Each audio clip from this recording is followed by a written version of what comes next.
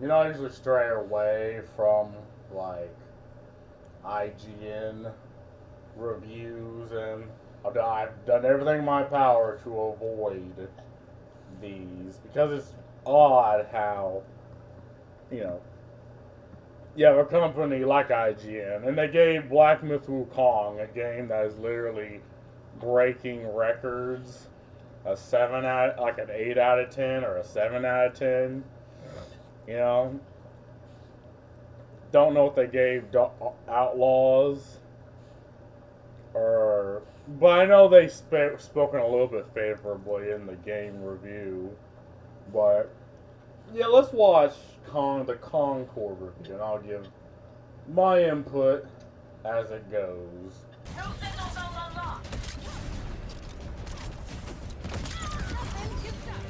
Grab a copy of Overwatch off some dusty GameStop shelf and rub it under the musky armpit of the Guardians of the Galaxy's Peter Quill, and you might have something close to the feeling of Concord. As competitive. I mean, so they admit that it is literally a fucking ripoff. Artistically, stylistically. Like, they at least admit that. Yeah. Hero shooters go, this sci-fi contender from Sony plays it quite safe. Complete with immediately charming characters, rendered in gobsmackingly beautiful. I need to stop doing this. Charming characters, you say. So you have a literal trash can. You have average African American lady. You have some dude. You have some alien dude. Charming characters rendered in gobsmacking. You have some random Asian lady that's covered up for some reason. Look, the reason people would play games like these is hot characters, hot female characters. Like, can we cut the bullshit? Like, can we at least act like we know how to market? Like, can we at least act like a greedy corporation for a little bit and understand your market and understand the people that buy your games or that would? No, we can't do that. Okay. Beautiful cutscenes and ability-based PvP combat that never addresses why those characters are fighting one another when they're clearly allies in said cutscenes. But just because it doesn't offer much in the way of innovation doesn't mean Concord isn't fun to play. I've sunk over 40 very enjoyable hours into the sweaty shooter, and it overwhelmingly nails its class-based gunplay. That rock-solid foundation certainly carries it quite a long way, but with only a few by-the-numbers game modes and no killer features to shake up the genre, it still has a lot of growing to do during its live service evolution. Well, and I mean, the game looks visually okay. It's nice to know, if you hear that in my background, that's my dog licking a plate clean. She's my personal dishwasher. But it's nice to know there's talent somewhere, because I look at the cutscenes and I'm looking at the game functions. You know, it's flashy. The cutscenes look good. So it's nice to know that there's talent somewhere. The only problem is this isn't a movie. It's a video game. Like, if this was a movie, like a TV show, well, I mean, I doubt people would watch it, but I mean, it would at least go over better with it. The fact that they demanded this be a game and they demanded $40 from you, and then now there's people on Steam that's attacking the gamers, the consumers, for not playing this game. It doesn't really, like, again, and I say this about Star Wars Outlaws, like, the visuals of the cutscenes look amazing, but why would they blow their budget on that and not the one thing gamers want the best in the game, and that's the gameplay? I mean, it's literally just a ripoff. And again, live service. So they demand to sell skins. They want to sell, like, merch. They want to sell maybe even other characters. but none of them really looked like, none of them had the appeal that Overwatch had. It's like I had a friend walk into my room and I was playing Overwatch 1 and he seen Mercy on the fucking screen and he's like, wait, this is a game? She's in a game? And I'm like, bitch, shut the fuck up. And again, this game, they know, like, it's Sony, right? They know their target demographic, and they know what they want, but they're actively giving people the opposite, and people are demanding, you racist, you're not buying the game. It's like, if not buying this game makes me a racist, then absolutely. Like, I hate NASCAR, I hate the fucking Grand Prix, I hate marathons, like, fuck you.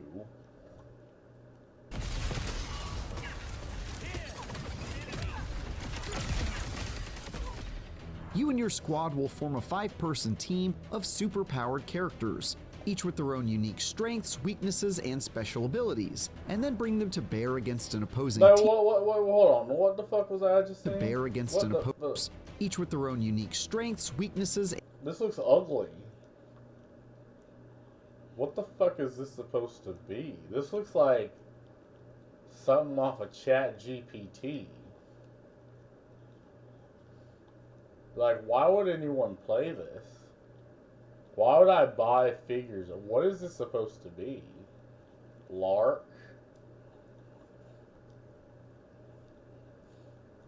And special abilities, and then bring them to bear. And look, my argument is if it's not cool, if it's not funny, if it's not sexy, why have it in the game? Because what's the point of a game? Well, it's to entertain, right? You know, people are willing to suspend their disbelief for these 3 facets. Now, there are very few examples of people being fine with it and it not fitting these 3 criteria. But for the most part, you really gotta think on what else. Like maybe what Disney used to be. I mean, it was charming and had the Disney magic, like maybe, but that's really just one tiny instance. So, if you want to play it safe for your demographic, you still stick to these 3 criteria.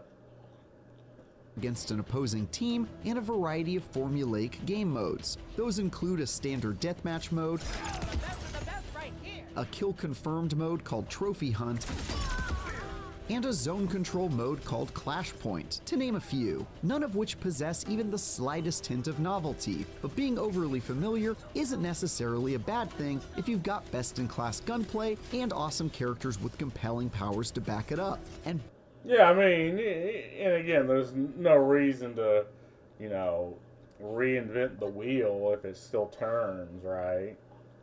You know, there's no reason to change anything or to make something new if what exists is still good, you know? So, okay, I'm starting to, I kind of agree with him in that aspect, you know? If you know your demographic and if you know the type of game you're going to make, you don't really have to do anything new, right? Boy, Concord has got... That was an Asmongold quote, by the way. I watched parts of what his video, then I stopped on the Concord review, but then I stopped right when he said that because you know what, I'm gonna watch it myself and make a video about this, and I will try not to let other people influence my opinion. But hey, I stole his quote. Hype. Both of those down pat.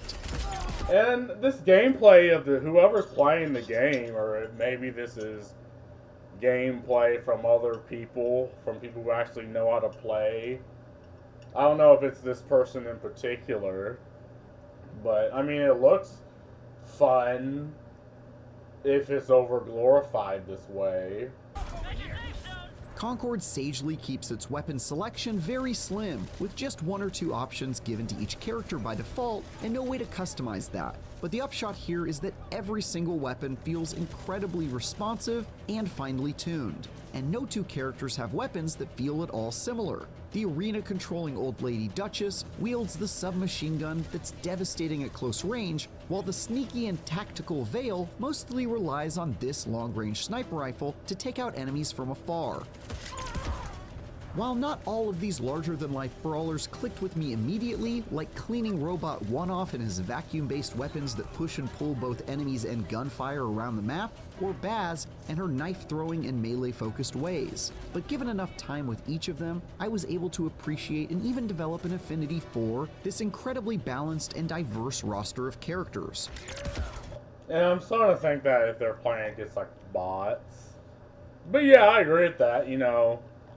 Different things, like sometimes you do need that character like Soldier 47 or Soldier 30, whatever the fuck, from Overwatch, for people who just want to play Call of Duty and Overwatch.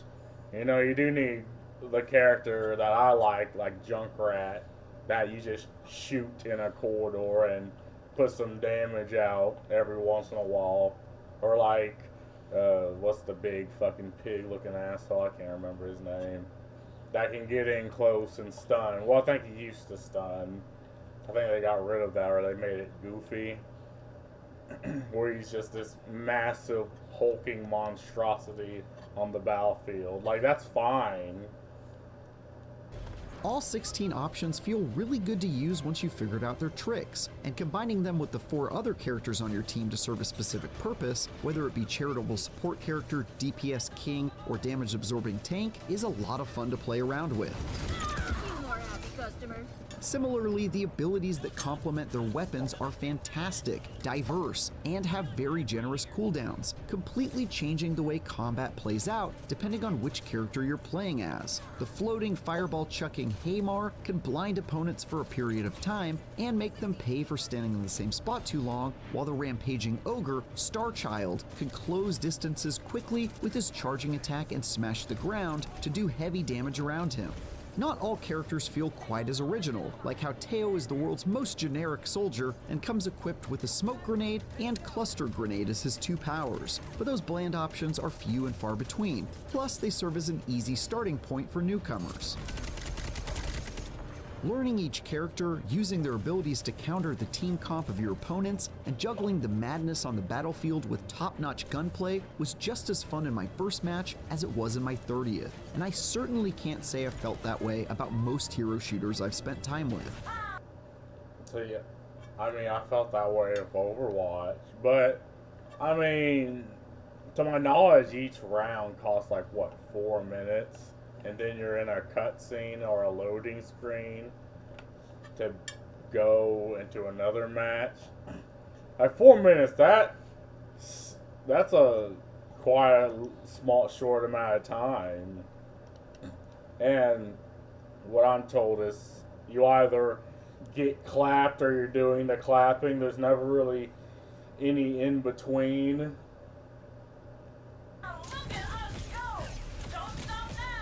You'll have to get comfortable with the roster too, because one of the few novel twists Concord brings to the genre is the way its competitive playlist, called Rivalry, works. Unlike the casual playlists, where you can choose whichever character you please, so long as someone else on your team hasn't already selected it, in Rivalry, you cleverly aren't allowed to select the same character again if you win a round while using them. Yeah, I don't know why they did that. I mean, I'm the type of person that is fine with learning multiple characters and getting good with like 3 or 4 or 5 characters, but I understand why some people don't want to do that. Like they want to master that. They want to learn, learn that one chop 1,000 times.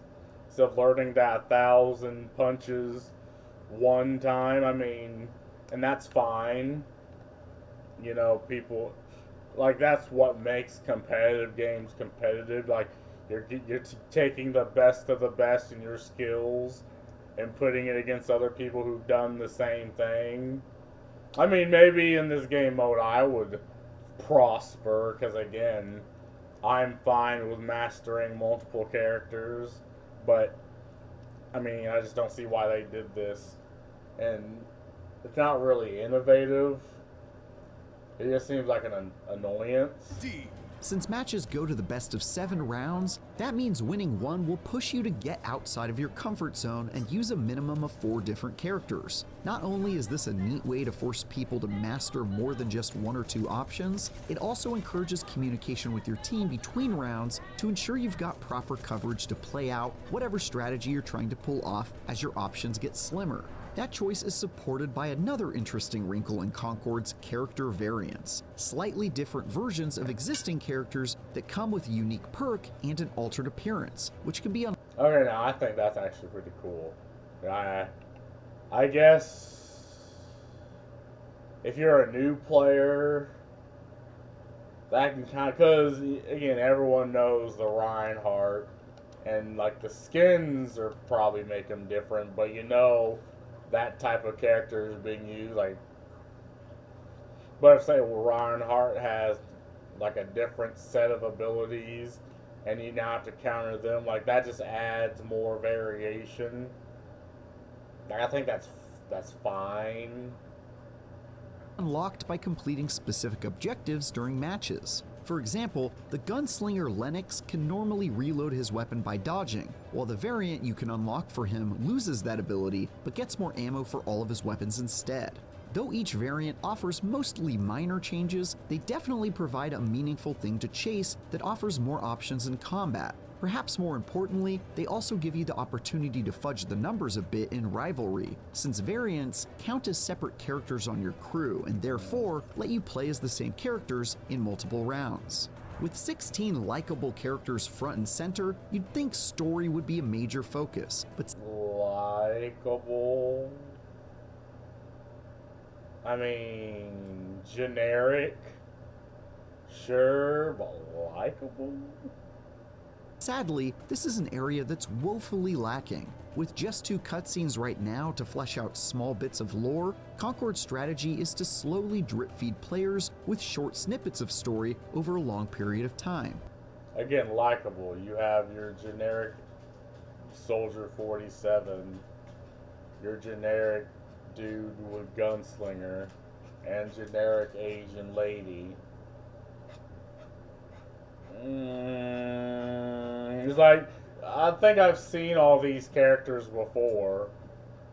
Let's establish roots, class. Subsidized by the Galactic Guide, a map filled with nodes where you can read about the locations and characters. I've spent a fair bit of time scrolling through this sizable library of short descriptions, and though much of it is well written, it's a pretty poor substitute for in-game storytelling that I worry won't come often enough to keep me invested.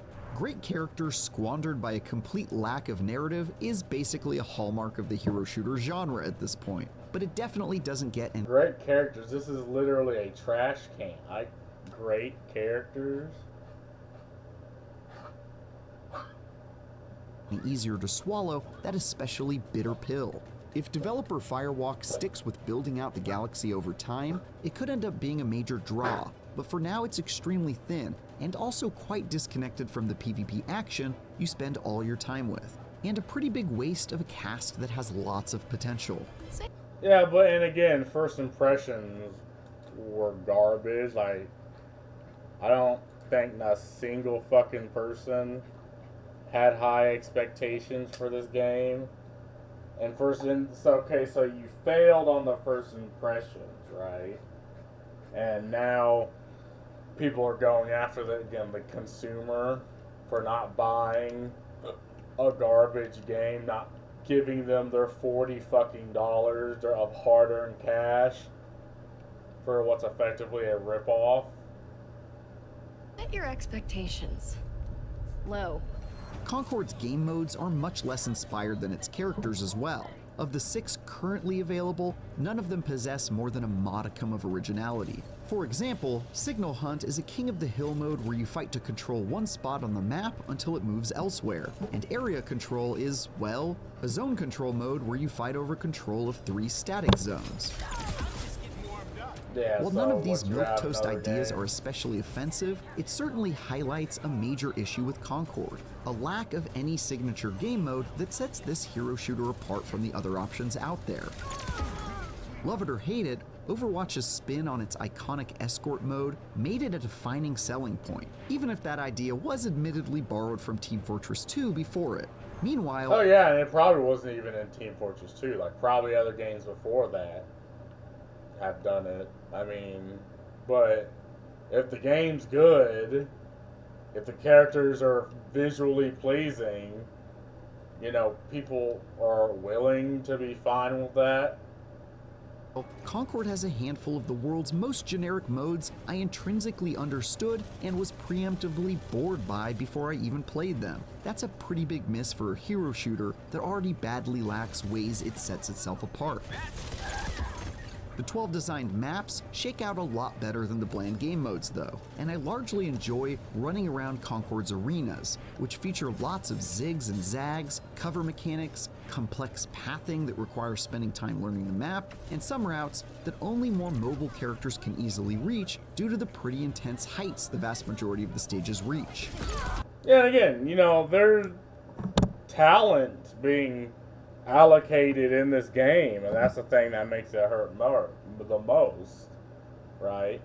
Like, there are talented people on this, like the visuals are like the game functions, like there is a level of talent, but unfortunately the game itself is hot garbage, and I knew this game would fucking flop.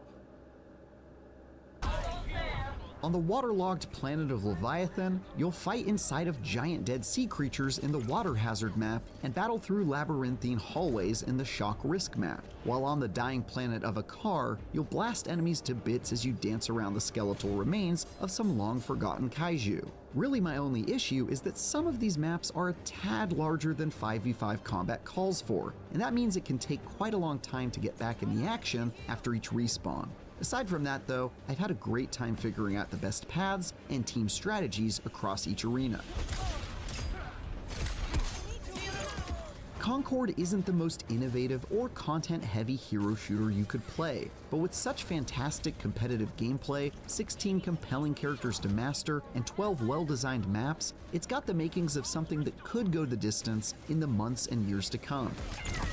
In fact, it's a testament to its FPS chops that even while it has a virtually non-existent story and a serious need for a signature game mode, I still found myself losing dozens of hours to its PvP charms.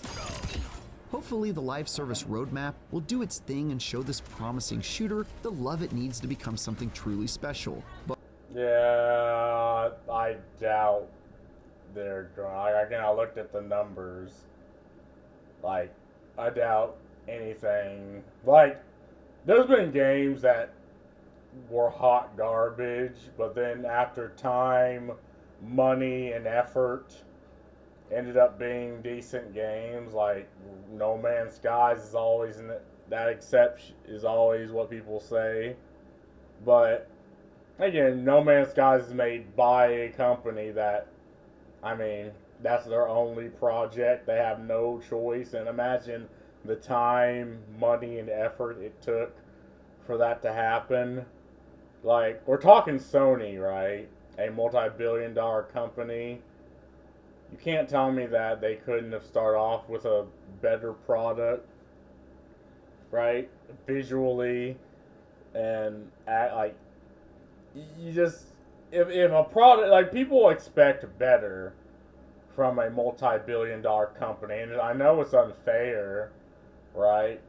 But the benchmark has been set, and when people see a bad product, they'll point it out. And again, this is why first impressions is the most important, because you're demanding people's fucking money only for a worse product, and you're being like, oh, well, we'll make it better as we go on. It's like, well, that's not good enough.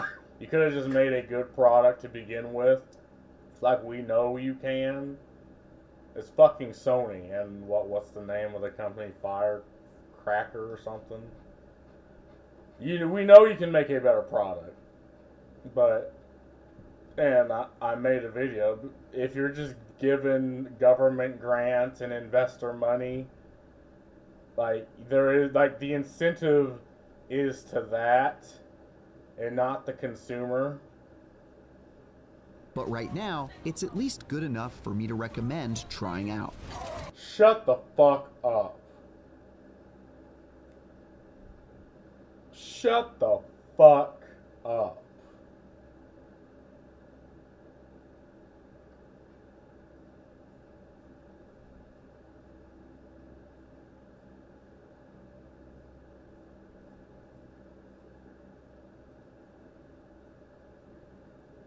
A 7 out of 10. A game with not even 700 players at peak. It has just been going down. Now it's like 120. And they gave this game, what, an 8 out of 10? A game with 2 million people playing at all-time high when it was at its peak.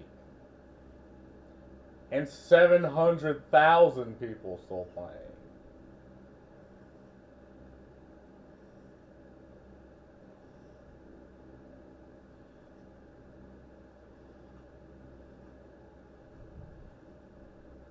I have a headache now. Like, I've seen that. I have, like, my head hurts.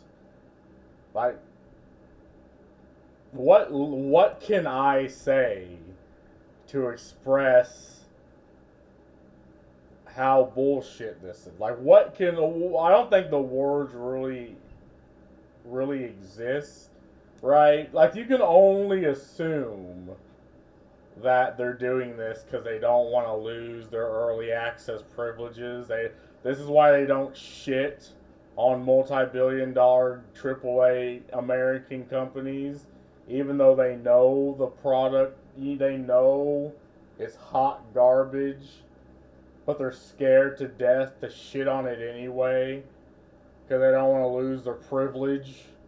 And it is a privilege to work at IGN. I mean, like, what do you actually do? Like, most of their fucking articles are, like, written by ChatGPT. And they fail to actually respond to the legitimate criticism that people who played the game had, like the ugly fucking characters, the fact that they just checked all the diversity boxes, and the fact that it's literally just a ripoff. And again, he points out it's literally just a fucking ripoff, but he personally liked it. But 120 people still playing.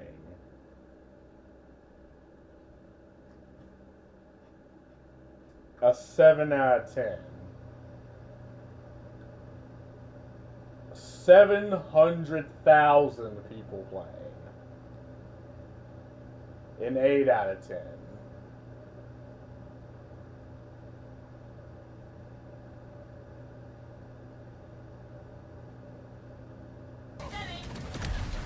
For more, check out our recent reviews of Star Wars Outlaws and Black Myth Wukong. And for everything else, stick with IGN. Oh, I fucking will. Like, look. It's not like games journalists had a lot of credibility to begin with. But I feel like now they 100% know that. And they're like, okay, well, I guess the gamer's not our consumer anymore. Right? The companies are consumer. Like, we're fine with fucking normies. But people that actually have a passion in gaming, sorry, we're not for you. And then it's funny that they don't even try to hide it anymore. Like, they make this apparent when they put out fluff pieces, like telling you that a product that has barely 100 people fucking playing is a 7 out of 10 and is a good game for them. Like, what would I give? I'd give Concord a 0 out of 10. And I'm going to tell you why. Because it's not for me. It's not for gamers. The reason they made this game is because they got government grants to make it. The reason they made this game is because they got investor money to make it. The reason they made this game is to spite gamers. If they're not going to put any effort in the game, I'm not going to put any effort into rating it. So it's like 0 out of 10. I ain't even going to play it. 0 out of 10. Next. The game is not for you. And if a product's not for me, and look, my grading scale is whatever. Like, we're not grading a fucking, homework. Like, a 5 out of 10 for me is just mid. Like, a 1 out of 10 is like a game with nothing but Unity assets, free Unity assets, and is even barely fucking playable then. A 2 out of 10 would again just be just a vapid walking simulator game. And yeah, I do use my personal opinion in these because, well, that's why you watch my fucking, the whole 5 of y'all watch my fucking channel, is for my opinion. And I assume that's why people watch IGN, but people still have this fake illusion that this game journalist outlet actually has the good intentions and have like the respect of the gamer behind them. Like, I can tell you right now, they do not. Like, they pissed that away a while ago, giving garbage games high ratings, games that they knew were trash. But because they don't want to get on the bad side of the company, they give it a high rating. So they want you to waste your fucking money on a garbage product. Right? Then again, the incentive is to just give any game that's from a multi-billion-dollar AAA Western company, just give it high ratings. Games like fucking Black Myth Wukong, that's literally breaking records, give it a relatively lower rating than they should have. Like, I have a headache now. I was gonna make like 2 other videos, Lucy. Now I don't even want to do that. And again, you piss on what little respect the gamers have. Like, we have very little respect to you, other than, I guess, you tell us a thing exists. You tell us multi-billion-dollar company has a thing now. And we're like, yeah, we know, it's garbage. It's like, okay. I mean, more people are more willing to just shit. Like, this is probably why this has a lot of views, right? And again, 96,000 views, only 1,000 likes. Like, I know you can't see their fucking dislikes because YouTube's autistic. But 96,000 views and only 1,000 likes. Like, I don't think I need to see the dislikes to know that people aren't a fan of this. Like, again,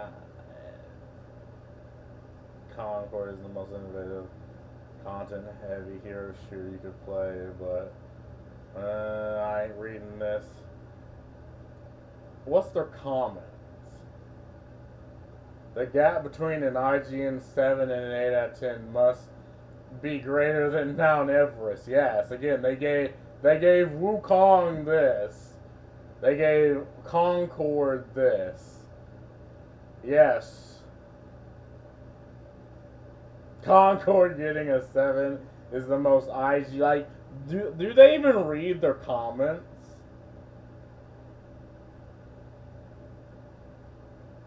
This is why they hide the dislikes. Yes. Yes. Is this modern audience in the room with us right now? No. The modern audience doesn't exist. This is like the woo-woo unicorn that companies that are like, no, we don't want to sell to our consumers anymore. We want to sell to dick. I mean, we want to sell to our schizophrenic notions. Like, if the modern audience was in the room with us, right, I'd have a talk with them. No, they're probably the same people that are going to yell at you for not buying this game. They're going to try to spit on you for not buying. Like, if you do not put your money towards this shitty game, they'll get mad at you. They won't get mad at the developers of Concord for making a garbage game. They'll get mad at you, the consumer, who has to actually work for a living for not buying it, for not buying a garbage game. More people watching this review than bought the game. Yes. Yes. Yes. Hey, there's probably more people that like this guy's tweet than like the fucking video. Oh my god.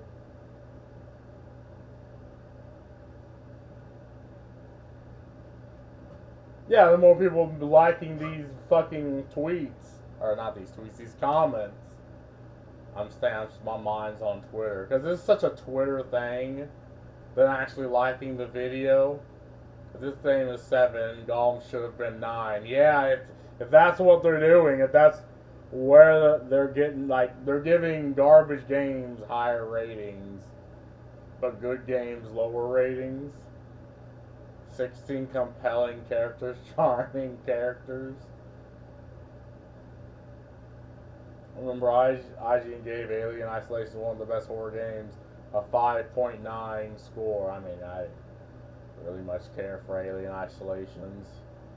7 is crazy because there are probably less than 7 people playing.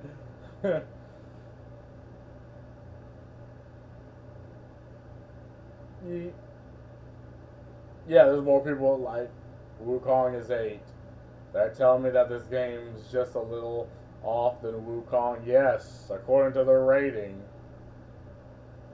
Likeable characters. I mean, if they were allowed to actually do character development, maybe they'd be likable characters. I mean, people are fine with the quippy, cringe characters. Like, they're fine with it in anime. It's just there's a specific type of character that Americans make nowadays, and it's only reflecting a reflection of the small, fringe, mentally ill groups of a not even all American, just a small fringe American soy group of man bun children, man babies that would relate to it. Like, not a single one of these characters are going to say a slur. And not a single one of these characters are going to say what you hear people say at a bar. Or, like, in reality. Because, again, they don't want to offend. You're supposed to give it a score, not tell us how many people are playing the game. Oh, God. You get a 7, he gets a 7, she gets a 7, everyone gets a 7 pretty much. Shameless activist, not game journalist. I wouldn't even say it's activism. I mean, again, it is a financial incentive for them to just keep giving high praises to multi-billion-dollar companies because they don't want to get blacklisted. Like, their incentive isn't for people who play the fucking game. It's to themselves. Roadmap, this game will be dead in a month. The only road it's on is to the cemetery. Oh god, my dude has a fucking Xbox 360 goddamn avatar. That's fucking hype. The characters are not charming. Hold on. Man, people don't want to admit character is a big turn off. Opinions are usually personal. Numbers don't lie. They are cope. Yes, they are, just like their player count and sales number. Some opinions are incorrect. I hate how they do that. Like the comments things, like they're all over the place. Sort by. My man just got a whole nother 100 as I fucking playing this shit. But yeah, I mean, again, the comments is really just the best way to determine if people actually like, because they're like, again, IGN's not going to tell you, right?